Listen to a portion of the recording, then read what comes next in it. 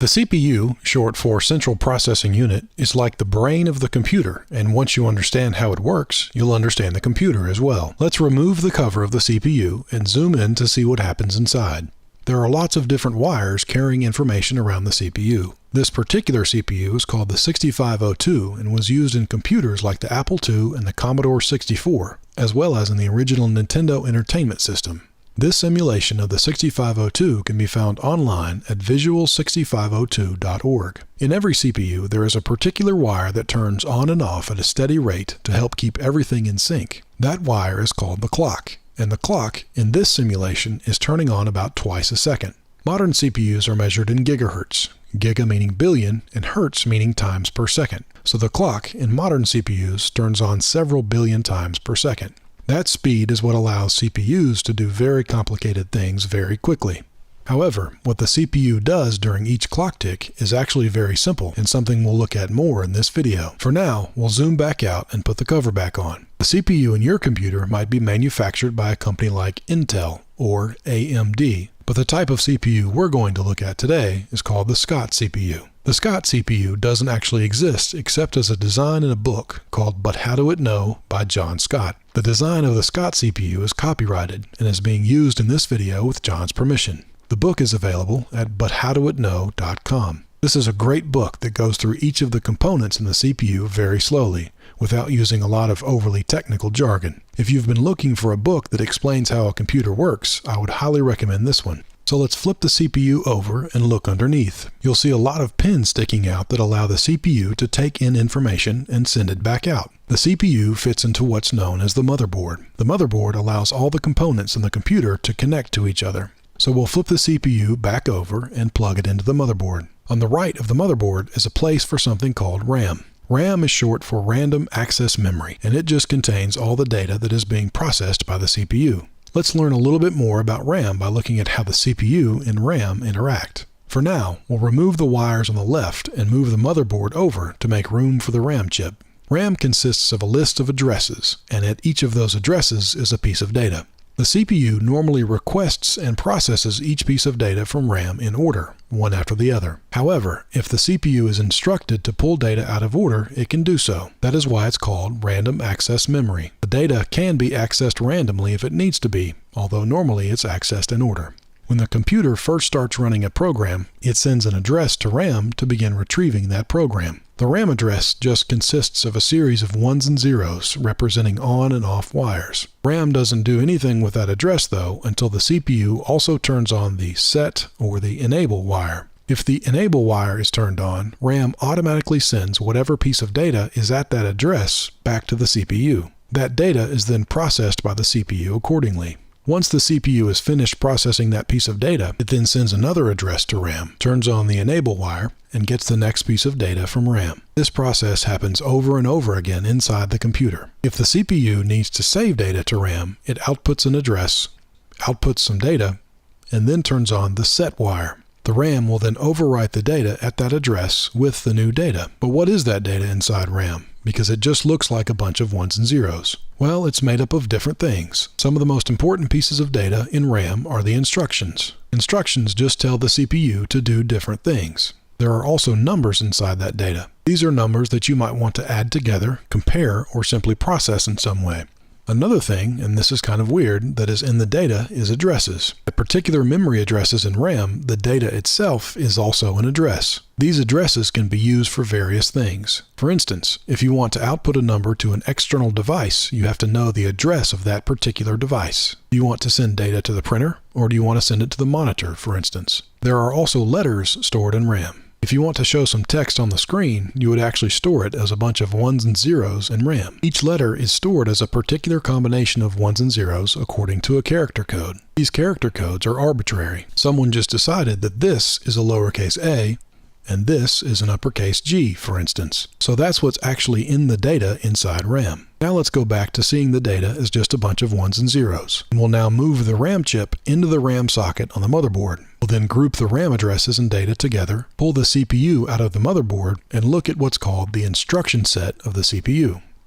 As we saw earlier, some of the pieces of data in RAM are instructions, and each CPU has its own set of instructions that it understands. So there might be a load instruction, which loads a number from RAM into the CPU. After a couple of these load instructions, there might be an add instruction that adds these two numbers together. After an add instruction might be a store instruction, which saves the result of that addition back out to RAM to be used later on. There might also be a compare instruction after some load instructions, which compares two numbers together to see which one is larger or if they are the same. The compare instruction can be very useful when used in conjunction with what's called a jump if instruction. As we saw earlier, the CPU generally requests each piece of data from RAM in order one after the other. Sometimes, though, the programmer wants to jump to an out-of-order RAM address to process some other instructions in memory. The jump if instruction checks to see if a certain condition is true before it jumps. It uses the results of the compare instruction to make this decision. There is also a regular jump instruction that jumps no matter what. Finally, there is an out instruction and an in instruction. These will output data to an external device like a monitor, or input data from an external device like a keyboard.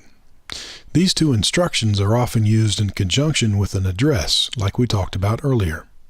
There are some other instructions in a CPU's instruction set, but these are some of the more commonly seen ones. So as we saw, the data in RAM consists of things like instructions, numbers, addresses, and letters. So let's go through a program that would use this instruction set to play a guessing game. So it would load a number like 9 into the CPU.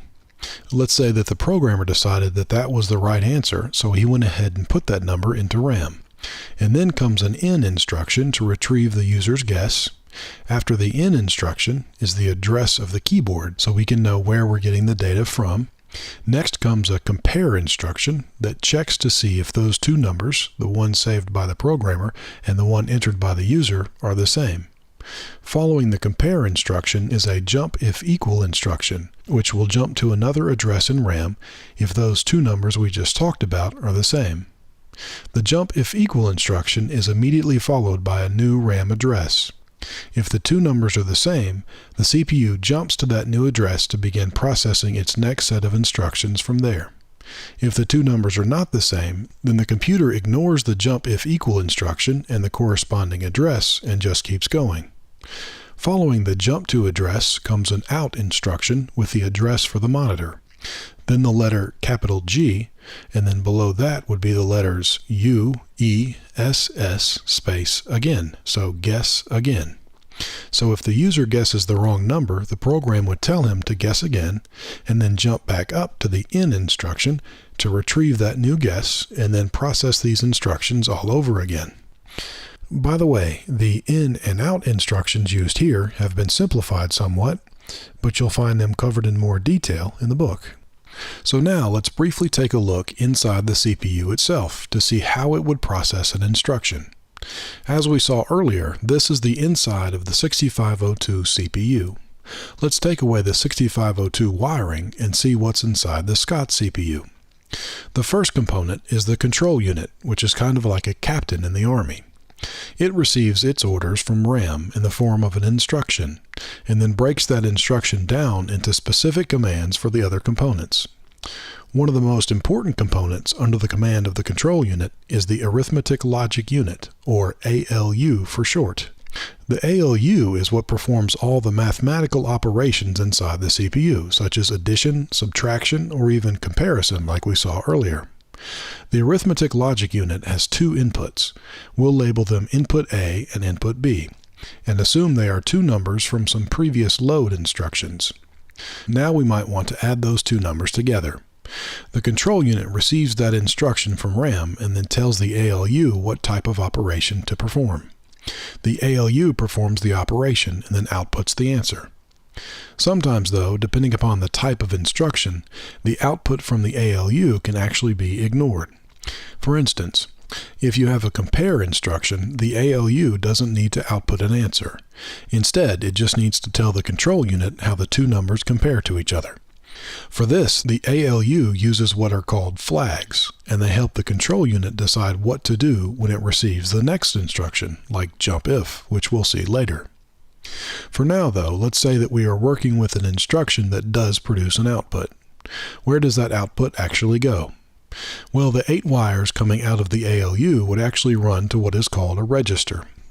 A register is a very simple component whose only job is to store a number temporarily.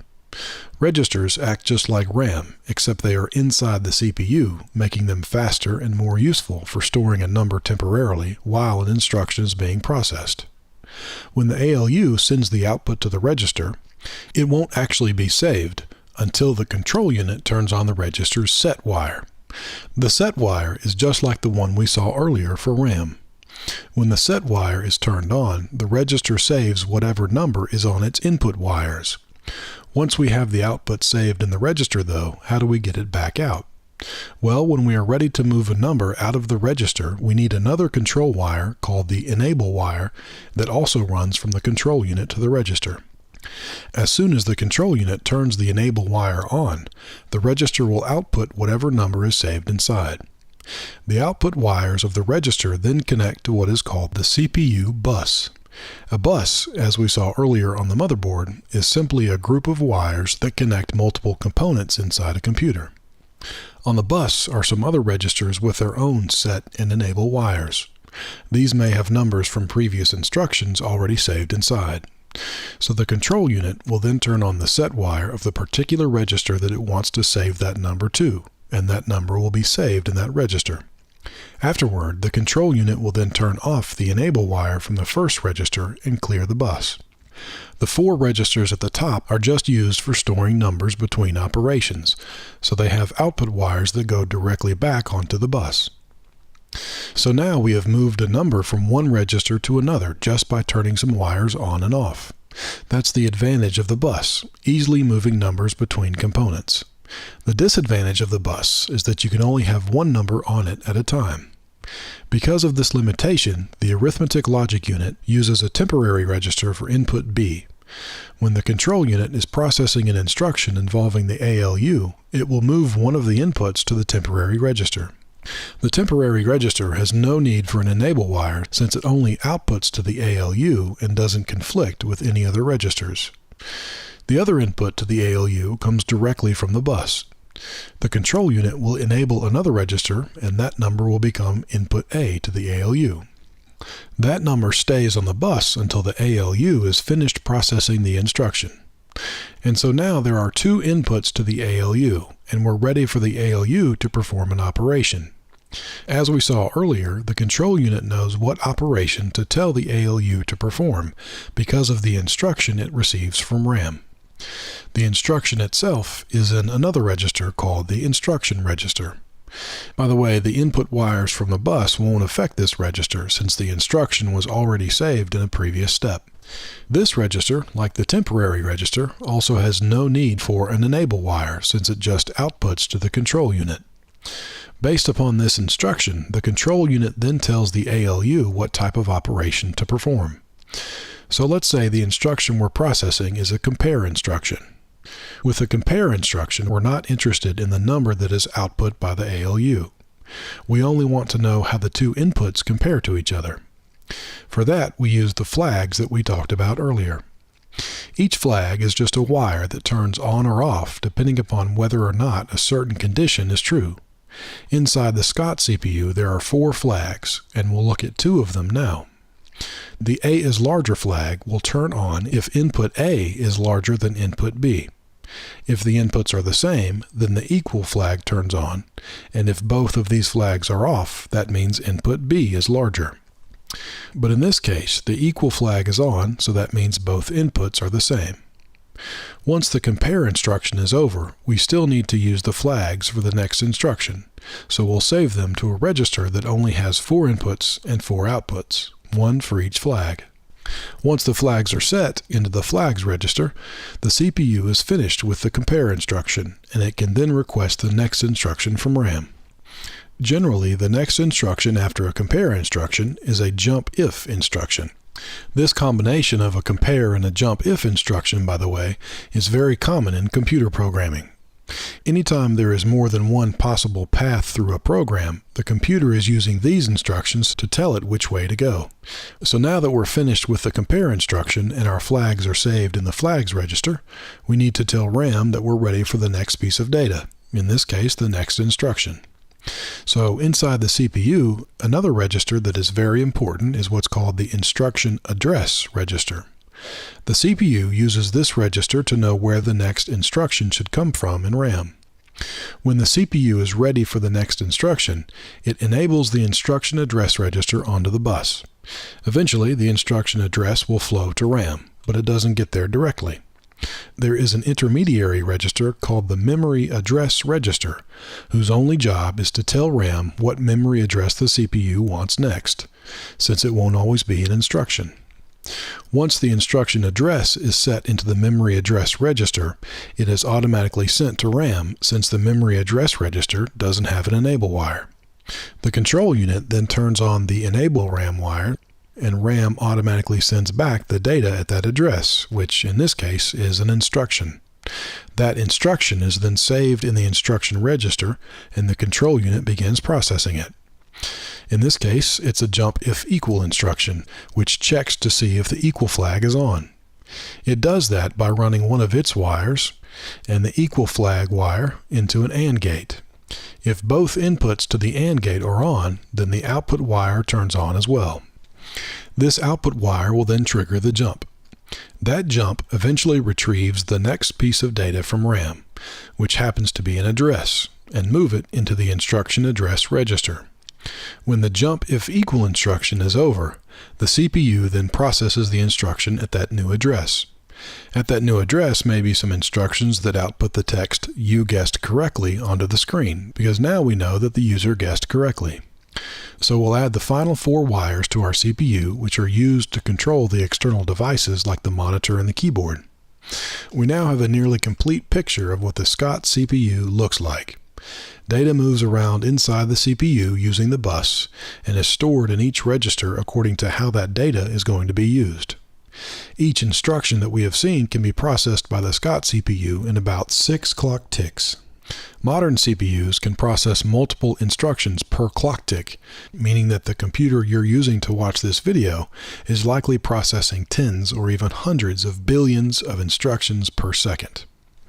That phenomenal speed is accomplished by using more than one of each component and making sure that all the components are active as much as possible. This makes modern CPUs much more complicated than the Scott CPU, but they are still fundamentally doing the same things as the Scott CPU. So now let's zoom back out and we can see all the wires that run back out to the pins on the chip. On the right are the set RAM and enable RAM wires. On the top are the RAM address wires. On the bottom are the data wires that run to both RAM and the external devices. And on the left are the input-output control wires. So let's zoom back out to see the rest of the chip, and we'll put the cover back on the CPU and put it back in the motherboard. Using the ports on the left, we can now plug in the cables that connect our monitor and our keyboard. Each of these ports has an address, and that port address is what the CPU uses with an in or an out instruction. That port address, by the way, is sent using the data bus, since the address bus in this computer is only used for RAM. So we'll zoom out to see how the motherboard fits inside the computer case. In the computer case is the last component we'll look at, which is the hard drive. As soon as the power to the computer is turned off, all the data in RAM is lost, so you have to have a way to store it more permanently. For that, we use a hard drive. Inside the hard drive is a spinning disk covered in tiny magnets with a small metal arm floating above it. The arm moves around to the different parts of the disk where different data can be stored and retrieved. The disk and the arm generally move very, very quickly, but nowhere near as fast as the CPU can process data. For this reason, all the data from the hard drive must first be moved to RAM before it can be processed. So we'll put the hard drive back inside the computer and zoom out. Here we can see the program we just ran and the message telling the user that he guessed correctly. So now you've seen the very basics of how a computer processes information.